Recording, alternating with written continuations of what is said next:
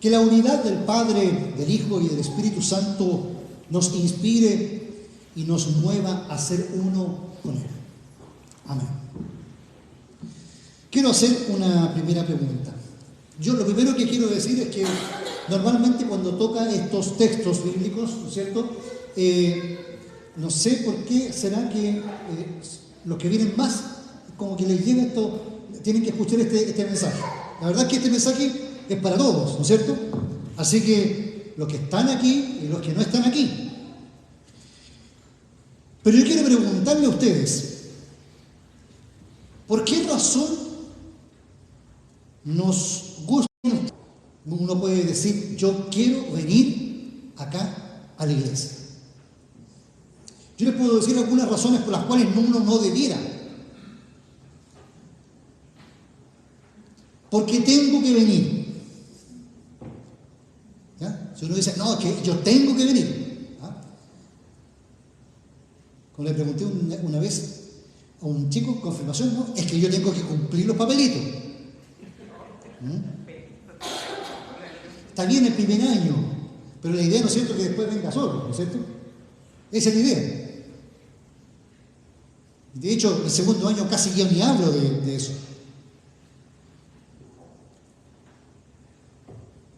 ¿Por qué razón venimos a la iglesia? A ver, ¿alguien se atreve ahí valientemente? Yo lo voy a repetir para que se escuche bien, ¿no? Pero, ¿alguien se atreve a decir por qué yo vengo a la iglesia? Para agradecer a Dios. Para agradecer a Dios. Por fe. Por amor a Dios.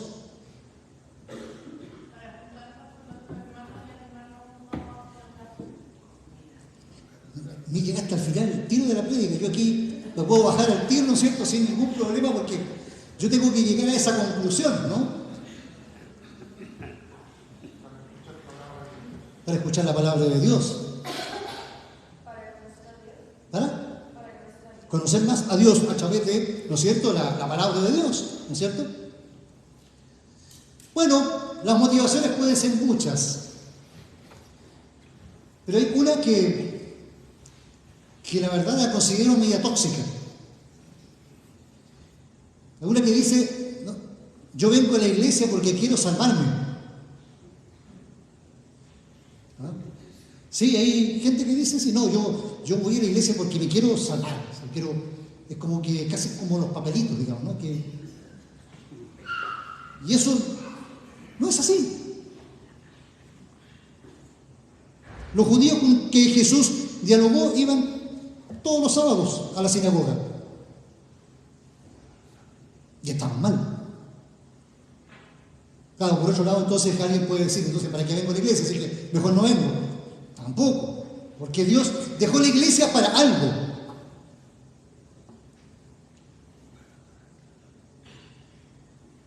Hoy día, en que hay una crisis en la sociedad respecto a la fe, a las religiones, ¿para qué uno viene a la iglesia? ¿Qué sentido tiene este cuerpo? ¿Por qué los pastores nos deshacemos en actividades y en ideas y en un montón de cosas para que la gente pueda venir?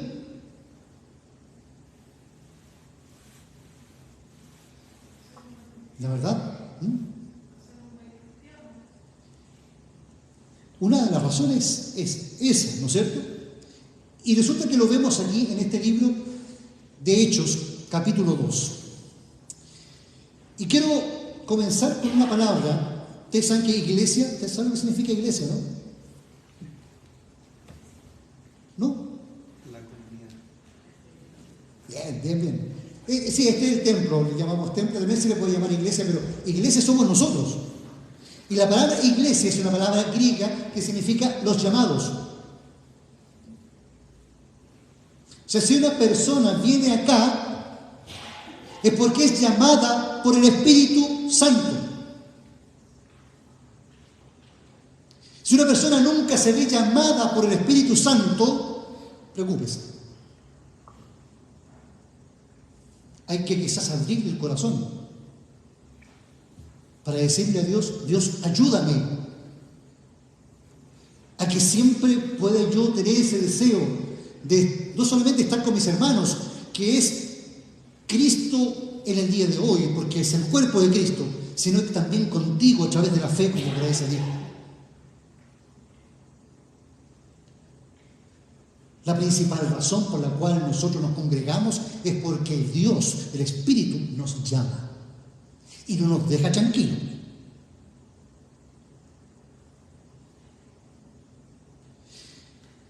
Eduardo dijo algo, una palabra muy importante que a mí me gusta mucho: comunidad. Me gusta este tema de comunidad, ¿no? Común, unidad. De eso.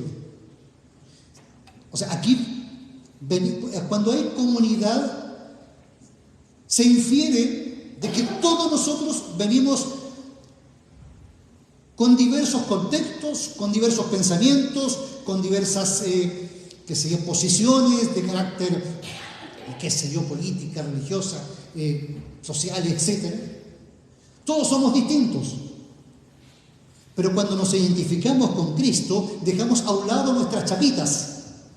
Y digo, yo ahora quiero ser uno con el resto de mis hermanos y de mis hermanas. Eso significa comunidad. No significa, ¿no es cierto?, de que todos tenemos que vestirnos igual. ¿Se han visto? Algunas congregaciones se visten igual. Algunos con un moñito, ¿no es cierto?, otros con falda, otros con... igual. No se trata de eso.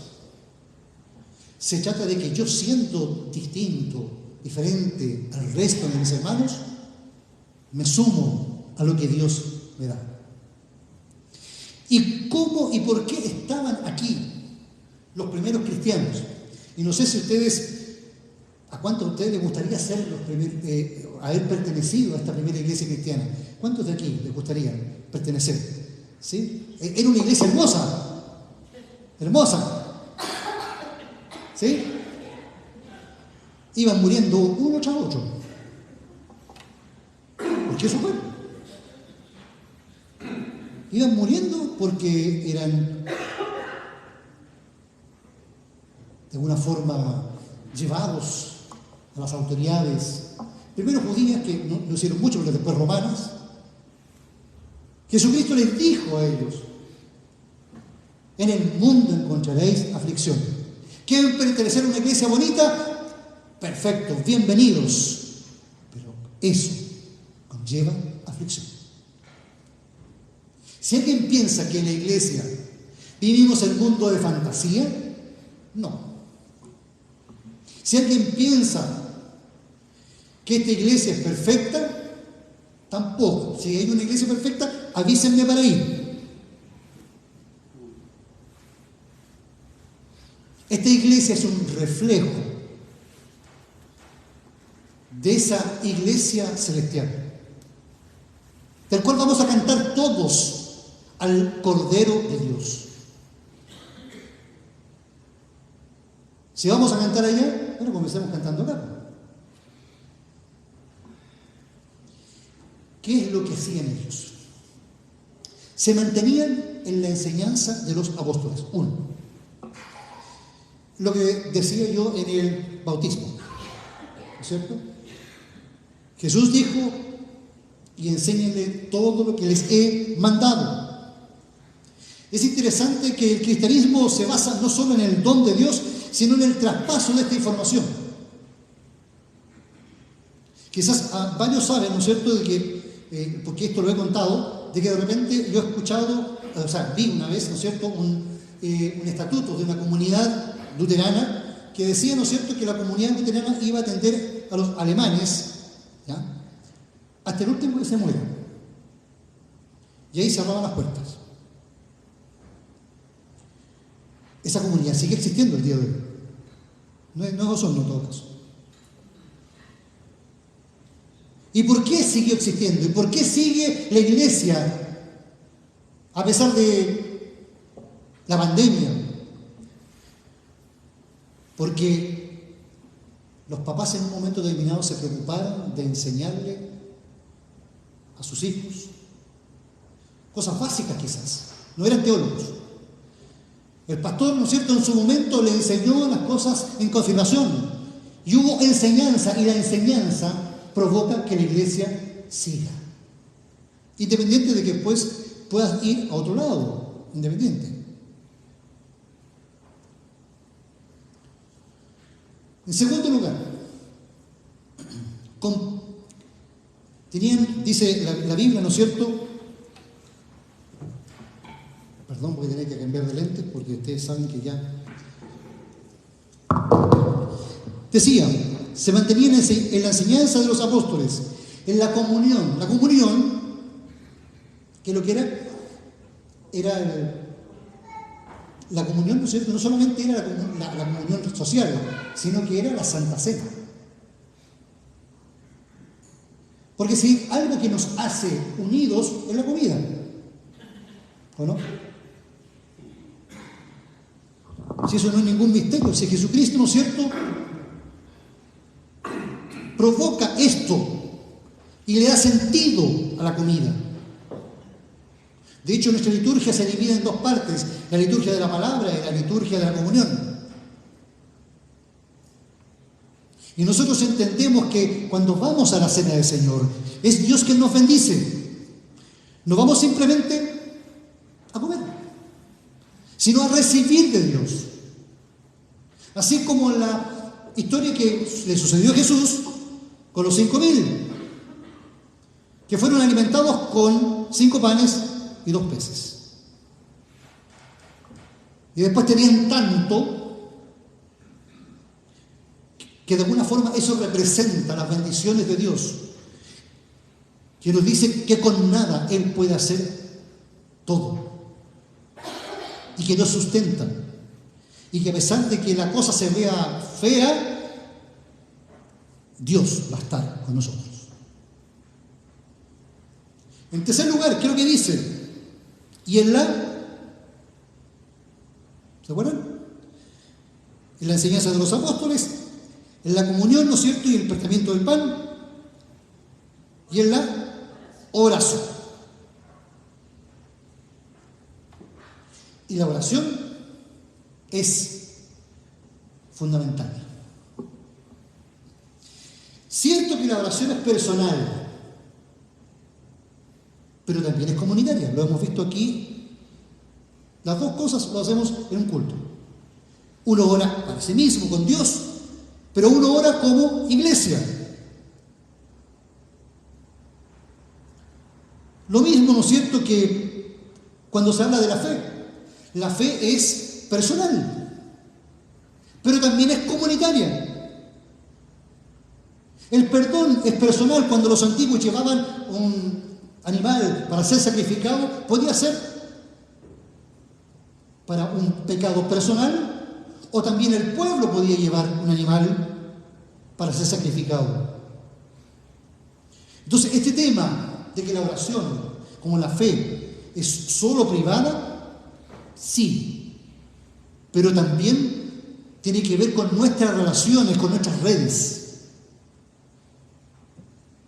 En ese sentido,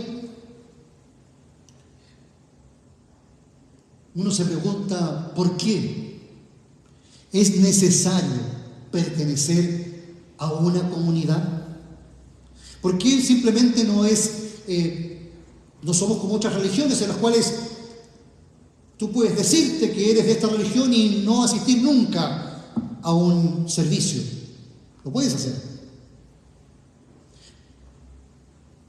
Porque resulta de que nos necesitamos todos. Nadie sobra en la iglesia. Nadie. Y quiero que por favor vayamos a un libro que está al final.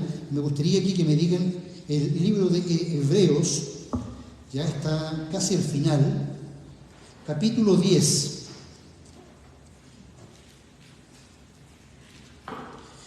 Por favor, díganme el número de página, porque tengo otra numeración. 1478, la verdad es que es 79, porque capítulo 10, versículo 23 al 25. Ezequiel 4:79.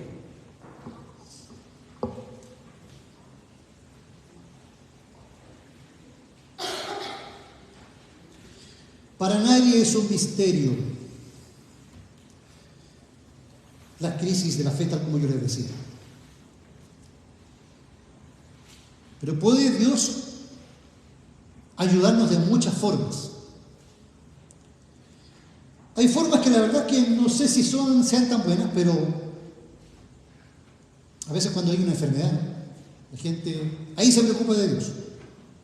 O bien en los temporales, yo una vez no sé por qué razón, en las noticias, en los últimos temporales, ¿no es cierto?, de repente empezaron a entrevistar a las personas, qué es lo que había pasado con ellos, y al hilo, 3 personas dijeron, gracias a Dios, no perdimos esto. No, gracias a Dios, el agua llegó hasta aquí. Gracias a Dios. Está bien. ¿Y qué pasa con las personas que sí perdieron? ¿Sus cosas, su casa? Ah, es que Dios es malo. No, es que Dios no se acordó de nosotros. Por eso que la fe necesita ser apuntalada, por decirlo de alguna forma. Y quiero leer, ya lo tienen por ahí, Hebreos capítulo 10, versículo 23. Esta es la razón de ser por la cual nos juntamos. Mantengamos firme la esperanza que profesamos. Ya esta palabra, mantener la fe, es muy importante. Se dio también en el libro de los Hechos. No solamente consiste en pasar aquí a dar una promesa en una confirmación, sino de mantenerse, ser sustentable en el tiempo. Después, dice, porque fiel es el que hizo la promesa. Preocupémonos los unos por los otros a fin de estimularnos al amor y a las buenas obras. No dejemos de congregarnos, parece que ya en ese entonces había luteranos, ¿no es cierto? No dejemos de congregarnos como acostumbran a hacerlo algunos, sino animémonos unos a otros y con mayor razón ahora que vemos que aquel día, el día final, se acerca. Por lo tanto, la razón de ser por la cual estamos aquí es para apoyarnos. Qué bonito, hay una buena concurrencia hoy día. Y yo creo que todos nos da gusto, pero de repente uno llega al culto, ¿no es cierto? Y ve tan poquito, uno dice, ¿les ha pasado eso, no? Uno es importante en la iglesia con la sola presencia. Por eso que en el caso de las redes sociales estamos solucionando algunos problemas, pero no el hecho de que dejemos de ser comunidad. Necesitamos juntarnos, necesitamos vernos el rostro, necesitamos ir juntos en este camino que es el camino que Dios nos ha dejado a quienes somos. Cierto, la iglesia no es perfecta, está compuesta por hombres, pero sí la iglesia nos ayuda a vivir de una forma en que si un hermano o una hermana está necesitada, podemos orar por ellos. Podemos reír con los que ríen y llorar con los que lloran. Y por favor, siéntase parte de la comunidad. Es la mejor forma como Dios nos ha dejado, ¿no es cierto?, para vivir, así como la familia también, es la mejor forma para vivir. La iglesia es la mejor forma para poder hacer frente a todos los desafíos que se nos vienen a futuro. Que Dios nos guarde, hoy y siempre. Amén.